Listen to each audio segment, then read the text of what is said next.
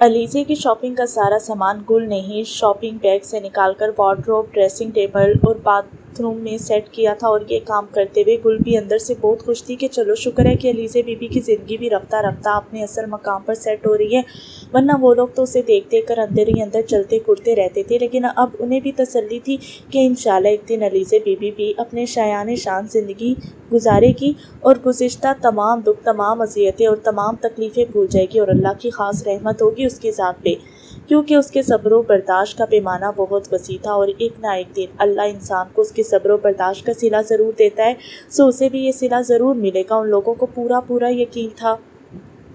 गुल, अपनी बीबी जी से कह दो कुछ देर में कपड़े चेंज करके तैयार हो जाए, मेरे कुछ मेहमान आ रहे हैं उनसे मिलने के लिए। गुल वार्डरोब बंद करके पलट रही थी जब अंदर दाखिल होते दिलावर की आवाज़ पे ठटक के रुक गई थी, क्योंकि अलीज़े सामने ही तो बेड पे बैठी हुई थी, लेकिन वो फिर भी गुल को मुखातिब करके पैगाम दे रहा था। और गुल के लिए तो ये भी एक हैरत का ही मकाम था। गुल, अपने साहब जी से कहो मैं जानती हूँ, इसलिए आप फिक्र ना करें, मैं कुछ देर में कपड़े चेंज करके तैयार हो जाऊँगी। अलीज़े ने भी जवाबन उसी किसी अंदाज में जवाब दिया और गुल उनके सवालों जवाब पे हक्का बक्का सी रह गई। गुल, अपनी बीबी जी से कह दो मैं नीचे इंतज़ार कर रहा हूँ, जब बुलाऊँ तो वो नीचे आ जाए।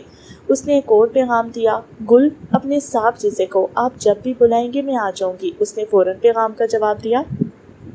शुक्रिया, वो कहते हुए लब भेज कर पलटा और बेडरूम से बाहर निकल गया। और अलीज़े गहरी सांस खारिज करके रह गई। अब क्या करना है बीबी जी, मेहमान तो बस आते ही होंगे। गुल को भी पता था कि नबील और अब्दुल्ला अपनी फैमिली के साथ आ रहे हैं। तुम मेरे लिए कपड़े निकाल दो, मैं शावर ले लूँ। अलीज़े संजीदगी से कहती बेड से उठ गई थी और गुल अस्पात पे सर हिलाकर वार्डरोब से उसके लिए कपड़े निकालने लगी। आज कोई सब्र, कोई रविश, कोई तरीका तो बताओ कि दिल टूटे बिना, वो मिले बिना खुद चैन आ जाए। उनकी गाड़ी एक झटके से आकर उसके घर के ड्राइवे पे रुकी थी और जरी के दिल पे एक साया सा गुजरा था, क्योंकि वो आज भी ड्राइवे पे उनकी गाड़ी के सामने खड़ा था। और अब्दुल्ला गाड़ी का इंजन बंद करके गाड़ी से नीचे उतर आया और उनके हाथ मिलाने तक वो दोनों भी गाड़ी से उतर आई थी। अस्सलाम वालेकुम दिलावर भाई, कैसे हैं आप? निगारिश भी उसके करीब आकर ठहर गई।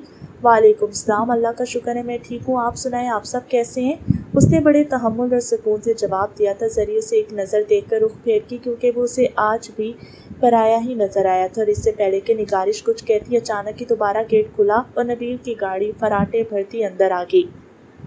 लो जी, वो लोग भी आ गए। अब्दुल्ला नबील की गाड़ी देखकर मुस्कुरा दिया।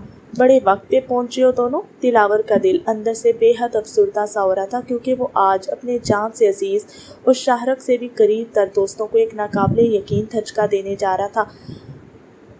बस उससे बेपनाह अफसोस था, और फिर उस अफसोस के बावजूद उसे अपने आप को कंपोज भी करना पड़ा था, इसलिए जिस अज़ियत का वो शिकार था उसे अपने चेहरे से जाहिर भी नहीं होने देना, और ये भी उसके लिए एक अज़ियत ही थी। क्या ख्याल है भाई, हम लोग वापिस चलें? दिलावर भाई तो रास्ता देने वाले नहीं लग गए। मदिया ने नबील और अब्दुल्ला को मुखातिब किया और दिलावर भी साख्ता चौंक गया। अरे नहीं यार, आप लोग अंदर आ जाओ, मैं काफ़ी देर से आप लोगों का ही तो इंतज़ार कर रहा था। दिलावर फ़ौरन रास्ते से हट गया था और फिर वो सब उसके साथ चलते अंदर आ गए थे। अरे बेटा, मैं तो तुम्हारे इस तरह अचानक सबको एक साथ बुलाने पे परेशान ही हो गई थी। सुबह से समझ ही नहीं आ रहा था कि तुमने क्यों बुलाया और आखिर किससे मिलवाना है। मैं तो तुमसे फ़ोन पे ही पूछने वाली थी, लेकिन नबील ने ही मना कर दिया। फ़ायज़ा बेगम ने आज पहली बार कुछ बोलने में पहल की थी और दिलावर ने बामुश्किल मुस्कुराने की नाकाम सी कोशिश की थी, वरना उससे ना तो मुस्कुराया जा रहा था और ना ही मुँह से कुछ कहा जा रहा था। मगर फिर भी कुछ ना कुछ तो कहना ही था। अब उनको घर बुलाकर खुद चुप होकर तो नहीं बैठना था ना। अभी आप बैठे खाना खाएं, कुछ रिलैक्स करें, फिर आपको बताता हूँ कि मैंने आपको किससे मिलवाना है। दिलावर ने बात को गैर संजीदगी से लिया। लेकिन भाई, इस तरह तजस्सुस के मारे तो खाना भी नहीं खाया जाएगा। लेकिन इस तरह तजस्सुस ख़त्म हो जाने के बाद भी तुमसे खाना नहीं खाया जाएगा। दिलावर को उन सब के रद्द अमल का पहले से ही काफ़ी अच्छी तरह से अंदाज़ा था। अरे ऐसा कौन सा तजस्सुस है जिसकी दोनों सूरतें ही ख़तरनाक है, जानना भी और ना जानना भी। मदिया जानबूझकर दिलावर का मूड खुशगवार करने के लिए हद से ज़्यादा एक्साइटेड हो रही थी। बस होता है कभी कभी, ऐसा भी होता है। एनीवे, आप लोग फ़िलहाल खाना खा लें, खाना तैयार है, तो बाद में बातें होती रहेंगी। जुल्फी गुल से कहो खाना लगा दे, दिलावर मदिया से कहते हुए जुल्फी को पुकारने लगा।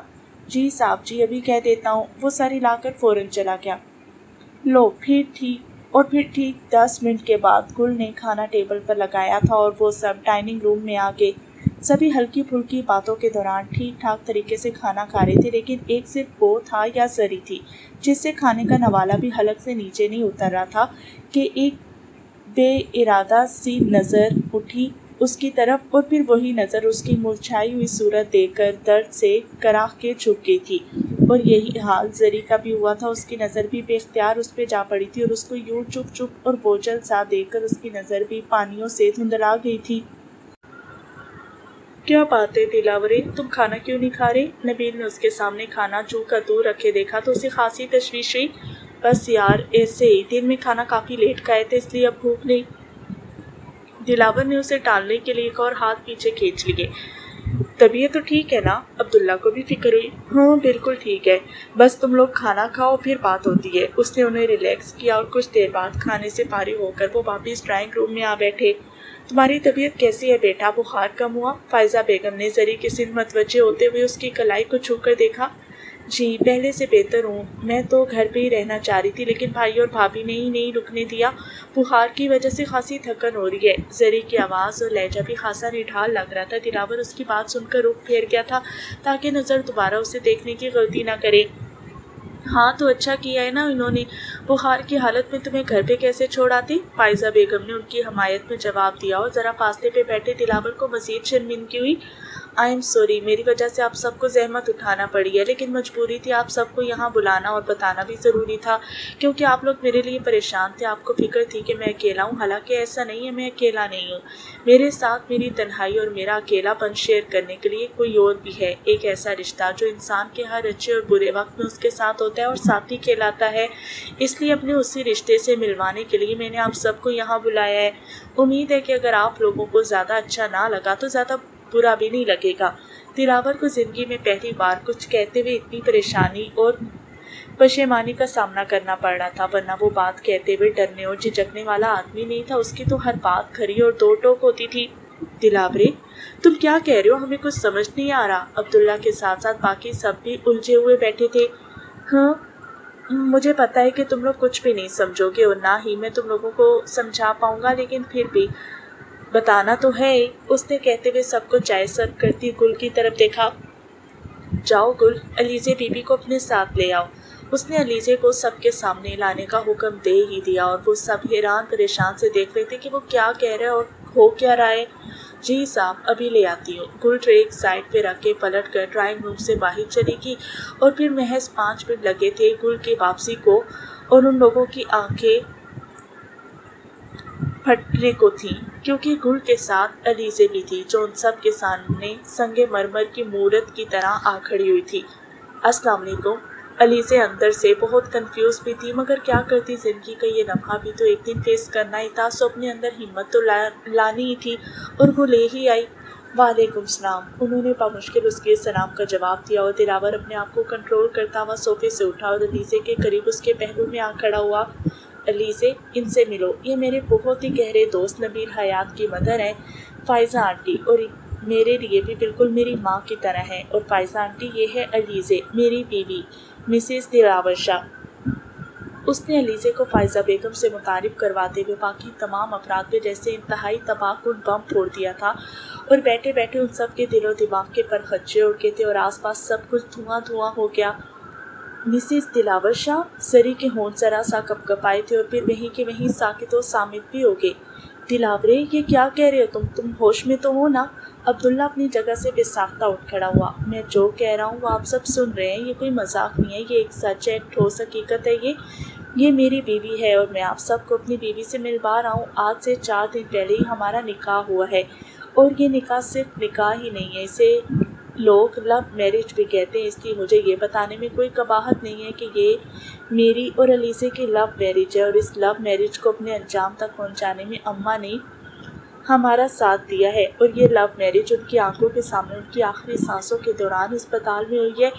حالانکہ اماں میری شادی کہیں اور کرنا چاہتی تھی، انہوں نے کسی اور کو پسند کر رکھا تھا، مگر مجھے علیزے پسند تھی، اس لیے اس وقت علیزے آپ سب کے سامنے ہیں۔ علیزے دلاور شاہ کے روپ میں موجود ہیں۔ دلاور نے اپنی طرف سے انہیں بہت سکون اور تفصیلی جواب دیا، اور اس کے جواب پہ وہ سب اپنی جگہ سے کھڑے ہونے پہ مجبور ہو گئے، لیکن ان سب میں صرف زری تھی جس سے اپنے قدموں پہ کھڑا بھی نہیں ہوا جا رہا تھا، مگر اس کے ہونٹ ابھی تک ایک ہی لفظ پر اٹکے ہوئے تھے، مسز دلاور شاہ۔ اس کے منہ سے یہ نام، یہ حوالہ ایک سسکی کی طرح برآمد ہوا، اور دیکھتے ہی دیکھتے اس کی آنکھوں کے سامنے اندھیرا چھا گیا اور اس کے قدم لڑکھڑا سے گئے تھے۔ زری، ان سب نے بے ساختہ چونک کر زری کی طرف دیکھا، لیکن وہ عشق کا پیکر ہوش سے فرش پر گر کر ٹوٹ گیا تھا، اور وہ سب دیکھتے رہ گئے۔ زری اچانک کھڑے قد سے تیورا کے گری تھی، اور منہ کے بل گرنے کی وجہ سے دیکھتے ہی دیکھتے خون میں لت پت سی ہوگی، جس پہ ان سب کی آنکھیں پھٹی کی پھٹی رہ گئی، کیونکہ سامنے کا منظر ناقابل یقین تھا۔ زری! عبداللہ تڑپ کے اس کی طرف لپکا اور بڑی تیزی سے اسے اپنی باہوں میں اٹھا کر سیدھا اس کی پیشانی، ناک اور منہ سے خون بہہ رہا تھا، اور عبداللہ کے ہاتھوں کو بھی رنگین کر گیا۔ زری! عبداللہ نے اسے جھنجھوڑا تھا، اسے یوں لگ رہا تھا جیسے کسی نے اس کا دل کاٹ کے رکھ دیا ہو، اور دوسری طرف دلاور شاہ تھا، جسے اپنی رگوں سے زندگی زری کے خون کی طرح بہتی ہوئی محسوس ہوئی۔ نبیل حیات عشق کے اس انکشاف پہ جہاں کا تہاں پتھر ہوا کھڑا تھا۔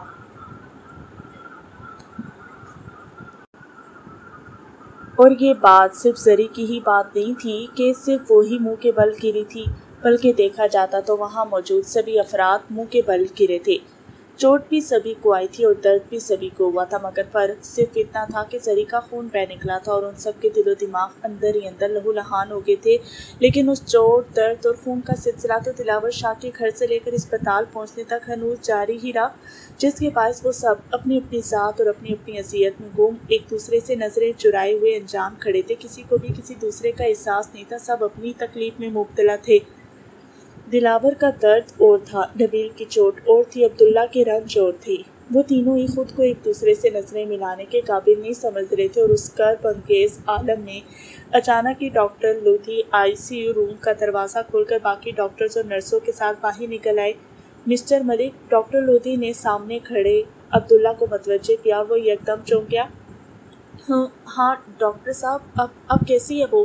اسے ہوش آیا؟ وہ ٹھیک تو ہے نا؟ اسے کچھ ہوا تو نہیں؟ عبداللہ کی آواز جیسے لرز رہی تھی، اور اس نے اپنی پریشانی اور بے چینی کے ہاتھوں مجبور ہو کر بے ساختہ ایک اضطراب کسی کیفیت میں ڈاکٹر لودھی کا بازو پکڑ لیا، اور اپنے اضطراب اور بے چینی میں اس نے ڈاکٹر کا مایوس چہرہ بھی نوٹ نہیں کیا۔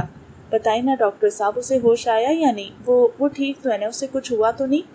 ڈاکٹر کی خاموشی پہ عبداللہ نے کافی گھبرا کر پوچھا، اور جواباً ڈاکٹر لودھی نے اپنا بازو پہ رکھے اس کے ہاتھ پہ اپنا ہاتھ رکھ دیا۔ پلیز ملک صاحب، آپ اللہ پہ بھروسہ اور تسلی رکھیں، وہ انشاءاللہ جلدی ٹھیک ہو جائیں گی۔ ڈاکٹر لودھی نے اس کے ہاتھ کو تھپکا تھا۔ وہ ٹھیک ہو جائے گی؟ مطلب وہ اب ٹھیک نہیں ہے؟ عبداللہ کو مزید جھٹکا لگا، اور تشویش کے مارے اس کا دل تو جیسے مٹھی میں ہی آ گیا، کیونکہ ڈاکٹر کا دھیما اور سست سا لہجہ ہی بتا رہا تھا کہ بات غیر معمولی ہے۔ ہاں اوکے، آئیے میرے ساتھ، بتاتا ہوں آپ کو، ڈاکٹر کہہ کر اپنے روم کی طرف بڑھ گئے تھے، اور عبداللہ اپنی جگہ سے 1 انچ بھی آگے یا پیچھے ہٹنے کے قابل نہیں رہا۔ عبداللہ، کیا سوچ رہے ہیں آپ؟ جائیے نا، ڈاکٹر کے پاس جائیے۔ نگارش اپنے آنسو دوپٹے سے پوچھتی ہوئی اس کے قریب آ گئی۔ ہاں جا رہا ہوں۔ وہ نگارش کے متوجہ کرنے پہ ایک بار پھر ہمت باندھنے پہ مجبور ہو گیا، اور جانے سے پہلے بے ساختہ گردن موڑ کر دلاور اور نبیل کی سمت دیکھا، جس پہ وہ دونوں چپ چاپ آگے بڑھ کے اس کے ساتھ ڈاکٹر لودھی کے روم میں آگے تھے۔ پلیز تشریف رکھیے، ڈاکٹر نے کرسی کی سمت اشارہ کیا۔ تھینک یو، دلاور نے بے حد آہستگی سے شکریہ ادا کیا۔ مس زرین ملک آپ کی سسٹر ہیں؟ ڈاکٹر لودھی کو پہلے ہی پتا تھا، لیکن انہوں نے ایک بار پھر کنفرم کرنا چاہا۔ جی، وہ بمشکل ہی کہہ پایا۔ اور یہ؟ ڈاکٹر لودھی نے نبیل اور دلاور کی طرف دیکھا۔ یہ میرے دوست بھی کہہ سکتے ہیں اور میرے بھائی بھی۔ عبداللہ نے گہری سانس کھینچی تھی اور سر جھٹکا تھا۔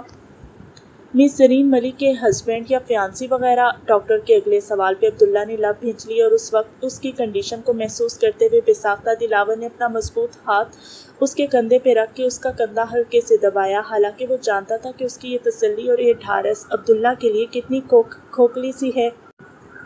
मिस्टर मलिक, डॉक्टर लोधी ने उसे जवाब के लिए उकसाया था। नहीं, ऐसा कोई मसला नहीं है, वो अनमैरिड है। अब्दुल्ला ने बड़े सब्र और ज़ब्त से जवाब दिया। तो फिर क्या मैं पूछ सकता हूँ कि उनके दिलो दिमाग को ऐसा कौन सा सदमा पहुँचा है कि वो कोमा में चली गई हैं? डॉक्टर लोधी के अगले सवाल पे उन तीनों को यूँ लगा था कि जैसे अस्पताल की बुलंदो बाला इमारत की छत उनके सरों पे ही आ गिरी और उन्होंने एक झटके से सर उठाकर डॉक्टर के चेहरे की सिम देखा। कोमा में? ये क्या कह रहे हैं आप? अब्दुल्ला ने ज़ेरे लब दोहरा के पूछा, मगर उन दोनों में तो इतनी सी भी सकत नहीं रही थी कि जुबान से कोई लफ्ज़ ही दोहरा लेती। जी हाँ, वो कोमा में चली गई और ये सब किसी गहरी चोट और किसी गहरे सदमे की वजह से हुआ है। डॉक्टर लोधी ने अपने पूरे तजर्बे और पूरे वसूख से चेकअप और टेस्ट करवाने के बाद उन्हें ये होलनाक खबर सुनाई। मगर ये कैसे हो सकता है भला? वो कोमा में कैसे जा सकती है? उसे तो बहुत मामूली सी चोट आई है, वरना वो तो बिल्कुल ठीक थी। अब्दुल्ला रूहान से लहजे में पूछ रहा था और डॉक्टर लोधी उसकी कमअक्ली पे अफसोस से सर झटक कर रह गए। आपसे किसने कहा कि उन्हें बहुत मामूली सी चोट आई है? डॉक्टर का लहजा काफ़ी इस्तेज़ाइया सा हो चुका था और ज़रा से तवक्कुफ के बाद दोबारा से बात का सिलसिला जोड़ लिया। मिस्टर मलिक, आप नहीं जानते, आप कभी अंदाज़ा भी नहीं कर सकते कि उन्हें कितनी गहरी चोट आई और कितना गहरा सदमा पहुंचा है। वो उस वक्त सदमे के उस स्टेज पर है कि जहां इंसान का जिस्म, उसका दिलो दिमाग और उसकी अकल बेक वक्त मफलूज होकर रह जाते हैं और फिर उसकी इमेज से वापस आना मरीज़ के और डॉक्टर के इख्तियार में नहीं रहता, बल्कि अल्लाह की तरफ से एक मौजज़ा बन जाता है। और अब आपको भी इस मौजज़े का इंतज़ार करना होगा क्योंकि मिस जरीन मलिक के साथ भी ऐसा ही हुआ है। वो किसी गहरे और बहुत बड़े शौक में है, वरना इतनी सी चोट या इतने से सदमे से कोई भी पेशेंट कोमा में नहीं जा सकता। बस आप लोगों की दुआ और अल्लाह की नज़र करम ही कुछ अनायत कर सकती है, जिससे ये भी हो सकता है कि वो 2 दिन में ही होश की दुनिया में वापस लौट आए और ये भी मुमकिन है कि उन्हें 2 साल भी होश ना आए। डॉक्टर लोधी ने उन्हें पूरी तफसीर से आगाह किया और वो तीनों अपनी अपनी जगह पे दम बखुद से बैठे रह गए। और अब्दुल्ला को तो यूँ लग रहा था कि जैसे बैठे बैठे वो खुद भी मफलूज हो गया हो और उसकी अकल भी पथरा गई हो, क्योंकि अब उन दोनों के सामने वो डॉक्टर को कैसे बताता कि उसे क्या सदमा पहुंचा है और उसे कैसी चोट लगी है। वो तो इतनी देर से खुद अपनी सोच और अपने ख्यालात की नफ़ी करता फिर रहा था, लेकिन डॉक्टर लोधी ने उसकी सोच और ख्यालात पे तस्दीक की मोहर लगा दी थी कि वो जो सोच रहा है वो सच है। जरी मुंह के बल नहीं गिरी, बल्कि पाश पाश हो गई है, टूट गई है, बिखर गई है, लुट गई है, सिर्फ और सिर्फ दिलावर शाह की खातिर, सिर्फ उसकी चाह में, उसकी मोहब्बत में और सिर्फ उसके इश्क में और उसकी चाह और उस इश्क में अब्दुल्ला जैसे आदमी को भी तोड़ डाला था। वो डॉक्टर लोधी के रूम से अपने कदमों पे अपनी लाश घसीटता हुआ बाहर आया। 6 माह बाद बाहर मौसम बेहद अच्छा हो रहा था। हवा बहुत तेज़ चल रही थी और उस तेज़ और ठंडी हवा में भी हल्की सी नमी महसूस हो रही थी और बारिश के आसार भी साफ दिखाई देते थे। इसीलिए मौसम का ऐसा मूड और ऐसे तेवर देखकर अलीज़े जल्दी से छत पे धोकर फैलाए हुए अपने और दिलावर के कपड़े उतार कर नीचे ले आई, लेकिन नीचे आते आते भी हवा में रंजी नमी की बदौलत उसका अपना चेहरा भी नामालूद सा हो गया और वो अपने दुपट्टे से ये नमी पूछती हुई कपड़े बाजू पे उठाए अपने बेडरूम की तरफ बढ़ गई। हालांकि पहले ये काम गुल की जिम्मेदारी होती थी, मगर जब से अलीज़े को उस घर में बीवी का दर्जा मिला था, उसने खुद बखुद ही उस घर की तमाम जिम्मेदारियों में शरीक होना शुरू कर दिया। वो बेडरूम और किचन से बाहर लॉन तक तमाम काम खुद करने लगी और यूं ही करते करते उन 6 माह में वो हर काम में ताक हो गई। बर्तन धोने से कपड़े धोने तक और चूल्हा जलाने से लेकर दिल जलाने तक वो सब कुछ सीख गई थी। आखिर ज़िंदगी में और कुछ नहीं सीखा तो फिर ये तो सीखना ही था ना। अरे अलीज़े बीबी, लाइए ये कपड़े मैं रखाती हूँ। गुल टेरेस से कुर्सियाँ हटाकर उधर ही आ रही थी कि अलीज़े को इतने कपड़े उठाए हुए देखकर तेज़ी से उसके करीब आई। नहीं, तुम रहने तो, मैं खुद रख लूँगी। बस तुम ऐसा करो कि जुल्फी या गुलाब खान से को फिर डॉग को उसके घर ले जाएं, बाहर बारिश शुरू होने वाली है। अलीज़े ने गुल को नीचे की तरफ इशारा किया। जी ठीक है, कह देती हूँ। गुल सर हिलाती हुई आगे बढ़ के सीढ़ियाँ उतर गई और इतने में दिलावर भी सीढ़ियाँ चढ़ आया। अस्सलाम वालेकुम। अलीज़े ने उस पे सलामती भेजी थी और वो महज सर हिला के उसके पास से गुजर कर रूम की तरफ बढ़ गया। और जाहिर है कि अलीज़े ने भी बेडरूम में ही आना था, सो मजबूरन ढीले ढाले कदम उठाती हुई उसके पीछे ही आई थी। दिलावर अपना ब्रीफ केस और कोट सोफे पे डालकर बेड पे ढेर हो गया। वो कपड़े लेकर वार्डरोब की सिमत बढ़ आई और वार्डरोब के दरमियानी दोनों पट खोलकर अपने और उसके कपड़े तय करके अलग अलग खानों में रखने लगी। कपड़े निकाल दूं, चेंज करने हैं। अलीज़े ने बेड पे चारों शाने चार प्लेटें दिलावर को एक नज़र देखते हुए वार्डरोब का तीसरा पट खोला था, जिसमें उसके तमाम प्रेस शुदा कपड़े हैंग किए हुए थे। हाँ, निकाल दो, उसने बेहद आहिस्तगी से कहकर अपने दोनों हाथ बालों में फंसा लिए थे। अलीज़े उसका वाइट शलवार सूट निकालकर वॉशरूम में रखी। अब उसका इरादा किचन में जाने का था, लेकिन दिलावर की आवाज़ पे उसके कदम ठटके थे। गुल से कहो मेरे लिए कप चाय ले आए, मेरे सर में दर्द हो रहा है, उसने पैगाम दिया था। और वो कुछ भी कहे बगैर बेडरूम से बाहर निकल आई। और ये 6 माह से हो रहा था। दिलावर ने और गुल का नाम लेता था, जबकि वही काम अलीज़े करके उसके सामने रख देती। उस वक्त भी वो खुद ही चाय बना कर ले आई। ड्राइवर, उसने करीब आकर आवाज़ दी। दिलावर ने चौंक कर देखा। चाय। अलीज़े ने कप सामने किया और वो बेसाख्ता उठकर बैठ गया। थैंक यू, उसने उसके हाथ से कप लेते हुए शुक्रिया अदा किया। और अलीज़े उसे कप थमाने के बाद जाते जाते फिर रुकी। जरी से मिलकर आए हो? अलीज़े के अचानक सवाल पे दिलावर ने भी अचानक सर उठाकर देखा था। उसके चेहरे की रंगत और उसकी आंखें सुर्ख हो रही थी। अलीज़े चौंकी थी। नहीं, उसने हमेशा की तरह नफी में गर्दन हिलाई। क्यों? तुम तो कहकर गए थे कि उससे मिल आओगे। उससे ताज्जुब हुआ। ये तो मैं हमेशा कहकर जाता हूँ। दिलावर के लहजे में इस्तेज़ा का रंग था। तो फिर मिलते क्यों नहीं? क्योंकि मैं मिलना नहीं चाहता, क्योंकि मुझ में हौसला नहीं है, क्योंकि मैं इस काबिल नहीं रहा। वो उससे भी ज़्यादा झुंझलाया था। मगर वो तो तुमसे मिलना चाहती है ना? अलीज़े ने जरी के चाहने पे जोर दिया। हाँ, फिर तो वो और भी बहुत कुछ चाहती है। दिलावर का लहजा लहू टपका रहा था। तो कर दो ना पूरी उसकी चाहत जो वो चाहती है। वो बहुत सपाट और बहुत अजीब सी हो रही थी। अलीज़े प्लीज़ जाओ यहाँ से, मुझे अकेला छोड़ दो। दिलावर ने अपनी फीलिंग से जिद होकर बहुत बेबसी से अलीज़े को वहाँ से चले जाने का कहा। और अलीज़े चंद सेकंड्स यूं ही खड़ी उसे देखती रही और फिर वहाँ से हट गई।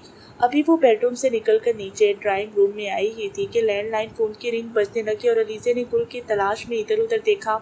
गुल, गुल कहाँ हो? फ़ोन बज रहा है। उसने गुल को आवाज़ें दी, मगर वो शायद आसपास कहीं नहीं थी, इसलिए मजबूरन अलीज़े को खुद ही कॉल अटेंड करना पड़ी। हालांकि वो फ़ोन कॉल्स बहुत कम अटेंड करती थी। हेलो, उसने बहुत धीमी आवाज़ में हेलो कहा। अस्सलाम वालेकुम मैडम, मैं कातिल बात कर रहा हूँ, साहब का मुंशी। दूसरी तरफ से छूटते ही अपना तारुफ करवाया गया और अलीज़े ने पहले भी 1-2 बार उसका नाम सुन रखा था, इसलिए कदरे रिलैक्स हो गई थी। वालेकुम सलाम, के ये कैसे फ़ोन किया आपने? अलीज़े का लहजा थोड़ा नॉर्मल हो चुका था। बस मैडम, मुझे पूछना था कि साहब घर पहुंच गए? जी पहुंच गए। क्यों, खैरियत? कोई पैगाम वगैरह है उनके लिए? अलीज़े ने खुद ही अंदाज़ा लगाने की कोशिश की। नहीं, कोई पैगाम वगैरह नहीं है, बस मैं सिर्फ उनकी तबीयत की वजह से परेशान हो रहा था। दरअसल वो जब यहाँ से निकले तो उन्हें बहुत तेज़ बुखार था और उस बुखार की हालत में वो ड्राइव करके गए हैं, इसलिए मुझे परेशानी हो रही थी कि वो खैरियत से घर पहुँचे या नहीं। ड्राइवर को बुखार है और उसने बताया भी नहीं? वो रिसीवर हाथ में पकड़े सोच के रह गई। हेलो, उसकी तरफ से खामोशी पाकर कातिल को तस्दीक करने के लिए हेलो कहना ही पड़ा था कि वो लाइन पे है या नहीं। जी हाँ, सुन रही हूँ, वो खैरियत से घर पहुँच गए। आपने उनके लिए इतनी ज़हमत की, थैंक यू सो मच। मैं उनको बता दूंगी कि आपकी कॉल आई थी। अलीज़े ने एक समझदार और सुलझी हुई बीवी होने की हैसियत का सबूत देते हुए कातिल का शुक्रिया अदा किया और फिर अल्लाह हाफिज़ कहने के बाद फ़ोन बंद कर दिया। उसने अगर अपनी तबीयत का नहीं बताया तो मुझे इन्वॉल्व होने की क्या ज़रूरत है? भला बुखार होता है तो होता रहे, बल्कि मेरी तरफ से भाड़ में जाए। इतने से बुखार से कौन सा मर जाएगा? वो खुद कलामी के से अंदाज में बुड़बुड़ाती हुई अपने दिल में आने वाली परेशानी को सर चटक कर पीछे धकेलती हुई किचन में आ गई और फिर बाकी वो अपने काम में लगकर उसकी परेशानी भूल गई थी। ज़ब्त करता हूँ तो हर ज़ख्म लहू देता है, आह करता हूँ तो अंदेशा रुसवाई है, देखता हूँ तो हज़ारों हैं मेरे दोस्त मगर सोचता हूँ तो वही आलमे तन्हाई है। وہ نبیل حیات جو ہمیشہ بہت ہی فریش اور رومانٹک موڈ میں رہتا تھا، جس کی ڈیسنٹ پرسنالٹی اپنی جگہ ایک متاثر کو نظر رکھتی تھی، جس کا سکون اور تحمل قابل رشک سمجھا جاتا، جس کی محبت میں بھی ایک ٹھہراؤ تھا، صبر تھا، قناعت تھی، جس نے زری کو ہمیشہ چاہا، دل کی گہرائیوں اور شدتوں سے چاہا، لیکن اسے جب بھی جہاں بھی دیکھا ٹہر اور ڈر کر دیکھا، مگر یہ بات بھی سچ تھی کہ اسے دل میں سجایا بہت تھا، کبھی دل کے اس کونے میں رکھا، کبھی دل کے اس کونے میں رکھا، اور پھر ایک دن آخر اسے اپنا دل ہی بنا ڈالا، مگر اسے کیا خبر تھی کہ وہ دل دھڑکے گا بھی تو کسی اور کے لیے، طلب کرے گا تو کسی اور کے لیے، تڑپے گا تو کسی اور کے لیے، اور نبیل حیات اپنے سینے میں ایک جذبہ لے کر رہ جائے گا، اس کے پاس کچھ بھی نہیں رہے گا، بالکل خالی ہاتھ ہو جائے گا، اس کی محبتیں، اس کے چاہتے، اس کے خواب، اس کی خواہشیں، سب کچھ دل کے طاق پہ رکھے رہ گئے تھے، اور اسے ایک عجیب سی چپ لگ گئی تھی، اس کی خاموش محبت نے اسے ہمیشہ ہمیشہ کے لیے خاموش کر ڈالا تھا، سارے اظہار اور ارمان دل میں ہی دم توڑ گئے، اور ان مردہ خوابوں اور مردہ ارمانوں کا زہر اس کے دل و دماغ کے ساتھ ساتھ اس کے جسم و جان کو بھی زہر آلود کر رہا تھا، وہ دن بدن مر رہا تھا، زری سے بھی زیادہ نازک حالت اس کی تھی، کیونکہ زری کو تو کوما میں تھی اور سکون میں تھی، مگر وہ ہوش میں تھا لیکن حواسوں میں نہیں، اور اسی وجہ سے درد تھا کہ بڑھتا ہی جا رہا تھا، چوٹ بھی گہری ہوتی جا رہی تھی، اور زخم ہر دن اور ہر رات کے بعد ناسور بن رہا تھا، اور ان سب کیفیات کی اذیت سے نبیل کو اکثر اپنی سانس اپنے سینے میں گھٹتی ہوئی محسوس ہوتی، اور وہ اپنی اس حالت پہ بے بس سا ہو کر اکثر ہی پاگلوں کی طرح سڑکوں کی خاک چھاننے نکل کھڑا ہوتا، اور جب بری طرح تھک جاتا تو دوبارہ واپس لوٹ آتا، مگر یہ تو فائزہ بیگم اور مدیہ ہی جانتی تھی کہ وہ واپس لوٹ کر بھی واپس نہیں لوٹتا، بلکہ باہر ہی کئی راہوں میں بھٹکتا رہتا، صرف اس منزل کے غم میں جو کسی کا بھی نصیب نہیں تھی، جو خود بھی نامراد ٹھہری تھی، اور اس کو چاہ کر نبیل حیات بھی بامراد نہیں ہوا، وہ اگر عشق کا پیکر تھی تو وہ بھی محبت کا مجسمہ تھا، وہ اگر ٹوٹ کر بکھری تھی تو وہ بھی چکنا چور ہو گیا تھا، وہ بھی کیچڑوں کی صورت کے حصوں میں بٹ گیا، اور اس سے بھی اپنا آپ سمیٹنا اور سنبھالا نہیں جا رہا تھا، کیونکہ وہ یہ سوچ کر ہی مر جاتا تھا کہ وہ زری کو چاہتا رہا اور زری دلاور کو چاہتی رہی، لیکن اپنی اپنی چاہ اور اپنی اپنی طلب میں کسی کو بھی خبر نہیں ہو سکی تھی کہ کون کس کو چاہتا ہے اور کس کے لیے پاگل ہے، مگر اس چاہ، اس طلب اور اس محبت کی دھن میں اب ادراک ہوا تھا وہ سبھی ایک دوسرے سے نظریں ملانے کے قابل نہیں رہی، کیونکہ ان تینوں کی دوستی کے بیچ اب محبت کی جگہ ندامت حائل ہو چکی تھی، اب وہ ایک دوسرے سے مسکرا کر اور کہکے لگا کر نہیں ملتے تھے، بلکہ اب تو وہ نظریں اور سر جھکا کر ملتے، اور اپنی جھکے ہوئے نظروں اور جھکے ہوئے سروں کا بوجھ وہ اپنے اپنے دل پہ اٹھائے پچھلے 6 ماہ سے بمشکل سب کچھ نبھاتے پھر رہے تھے، حالانکہ اندر سے وہ تینوں ہی کھوکھلے ہو چکے تھے۔ سر آپ نے گھر نہیں جانا کیا؟ عدیل نے بڑی مشکل سے اتنی دیر سے اپنے دھیان میں گم بیٹھے نبیل کو متوجہ کرنے کی کوشش کی، اور نبیل بری طرح چونک کر متوجہ ہوا۔ ہاں گھر تو جانا ہی ہے، نبیل عجیب سے لہجے میں خود کلامی کے سے انداز میں کہتا اپنی چیئر سے اٹھ کھڑا ہوا۔ آپ کی طبیعت تو ٹھیک ہے نا؟ عدیل کو اس کی کیفیت دیکھ کر تشویش سی ہوئی۔ ہاں سب ٹھیک ہے یار، سب ٹھیک ہے، ڈونٹ وری، نبیل کافی تمسخرانہ سے انداز میں کہتے ہوئے اپنی چیئر کی بیک پہ رکھی اپنی جیکٹ اٹھا کر واپسی کے لیے دروازے کے سمت قدم بڑھا چکا تھا، اور عدیل وہیں کا وہیں اس کے پیچھے کھڑا اس کو دیکھتا رہ گیا۔ سنو، نبیل قریب آ کر پھر پلٹا۔ جی کہیے؟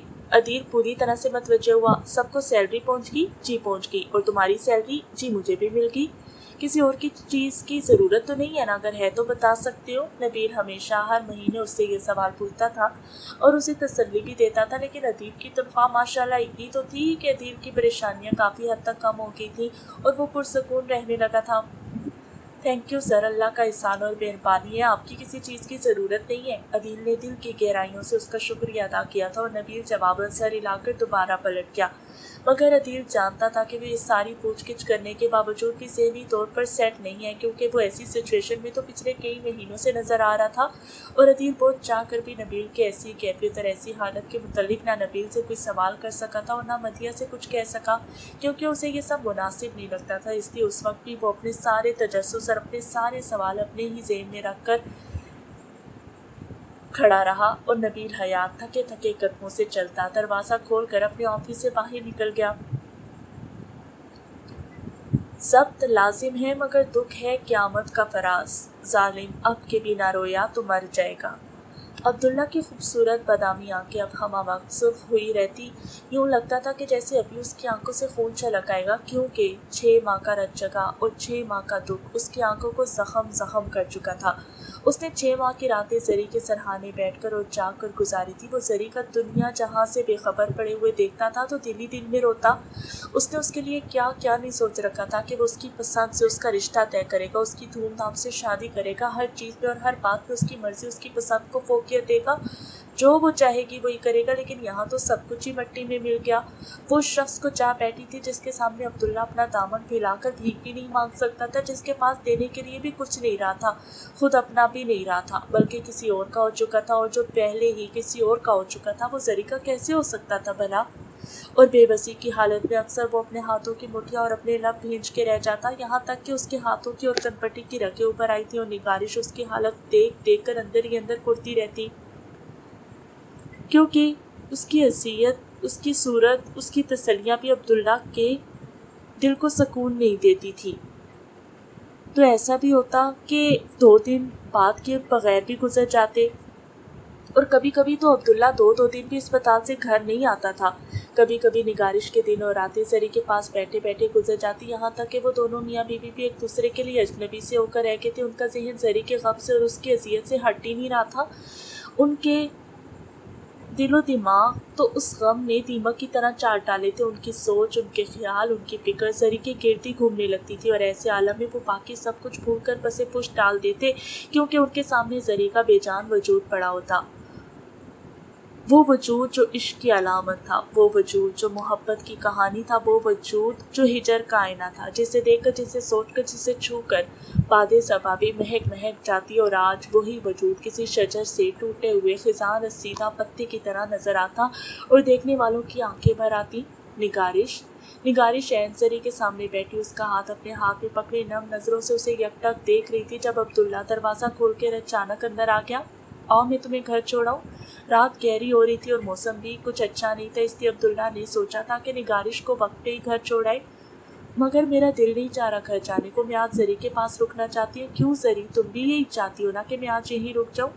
نگارش نے عبداللہ سے بات کرتے کرتے گردن موڑ کر بے ساختہ زری کو مخاطب کیا، اور عبداللہ کا دل جیسے مٹھی میں آ گیا، اس کے جسم و جاں میں کرب کی ایک لہر دوڑ گئی۔ بتاؤ نا زری، تم بھی یہی چاہتی ہو نا کہ میں آج یہاں ہی رک جاؤں؟ نگارش نے جان بوجھ کر زری کو مخاطب کرنے کی اور اپنی بات میں انوالو کرنے کی کوشش کی۔ نگارش پلیز بس کرو، چلو میرے ساتھ، میں تمہیں گھر چھوڑ کر آتا ہوں۔ عبداللہ تکلیف سے جھنجھلایا تھا۔ کیوں بس کرو عبداللہ، آپ مجھے بات کیوں نہیں کرنے دیتے؟ یہ اتنی لاپرواہ کیوں ہوگی یہ مجھ سے؟ کیا اسے ذرا بھی احساس نہیں ہوتا کہ میں کتنی اکیلی ہوگی، میں کتنی تنہا ہوں اس کے بغیر؟ میری کوئی بہن، کوئی کزن، کوئی دوست نہیں ہے یہاں اس کے سوا، اور یہ سب کچھ جانتے ہوئے بھی انجان پڑی ہے۔ اسے خبر ہی نہیں کہ میں گھر میں اکیلی پھرتی ہوں تو روتی ہوں، اس کی ڈائری، اس کی شاعری، اس کے پرفیوم دیکھتی ہوں تو دل کٹ جاتا ہے میرا۔ دن میں کئی مرتبہ اس کے بیڈ روم کے چکر لگاتی ہوں اور ہر مرتبہ بیڈ روم خالی دیکھ کر مایوس لوٹ جاتی ہوں۔ دل چاہتا ہے یہ پھر سے کوئی نظم پڑھے اور میں اس کے سامنے بیٹھ کر وہ نظم سنوں، یہ پھر سے کسی بات پہ تڑپ کر روئے اور میں اسے پھر سے خود سے لگا کر بچوں کی طرح چپ کرواؤں، یہ پھر سے بے یقین ہو جائے اور میں پھر سے اسے یقین دلا کر تھک جاؤں کہ زری ایسا کچھ بھی نہیں ہوا، تم نے جو سنا وہ جھوٹ ہے، تم نے جو دیکھا وہ خواب تھا، جھوٹ اور خواب پہ یقین نہیں کرتے، تم بھی مت کرو۔ زری پلیز ہوش میں آ جاؤ، لوٹ آؤ، کسی اور کو نہ صحیح، ہمیں ضرورت ہے تمہاری۔ نگارش اس کو بازوں سے پکڑ کر جھنجھوڑتے ہوئے ہچکیوں سے رو پڑی تھی، اور عبداللہ بمشکل اپنی آنکھوں میں آئے آنسو ضبط کرتا پیچھے کھڑا اس کی پشت دیکھتا رہا۔ سنو نبیل، نگارش پلیز چلو میرے ساتھ، کہ یہ تمہاری کوئی بات نہیں سنے گی۔ عبداللہ نے نگارش کے کندھے پہ ہاتھ رکھا تھا اور زری کی پلکیں اس کی بات پہ لرز کر رہ گئی، مگر افسوس کہ اس کی پلکوں کی یہ لرزش نہ عبداللہ دیکھ سکا تھا اور نہ نگارش کو نظر آئی تھی۔ اگر دیکھ لیتے تو انہیں بھی یہ پتہ چل سکتا تھا کہ اسے بھی ان کی تکلیف پہ تکلیف ہوتی ہے، اسے بھی دکھ ہوتا ہے، وہ بھی اندر ہی اندر روتی ہے، مگر اس کی تکلیف، اس کا دکھ، اس کے آنسو کسی کو نظر نہیں آتے۔ وہ سب اپنے اندر کا غبار نکال لیتے ہیں اور وہ چپ پڑی بس سنتی رہتی۔ اگر سننے کے بجائے بول سکتی تو یقیناً نگارش کا ہاتھ پکڑ کر اسے روک لیتی، مگر افسوس کہ وہ لاچار تھی، بے بس تھی، بے جان تھی، عشق نے اسے مار ڈالا تھا اور وہ مر گئی تھی۔ عبداللہ نگارش کے انکار کے باوجود بھی اسے گھر چھوڑنے چلا گیا اور زری اسے روک بھی نہ سکی اور اس بات پہ اس کا دل چھم چھم رویا تھا بارش کی طرح۔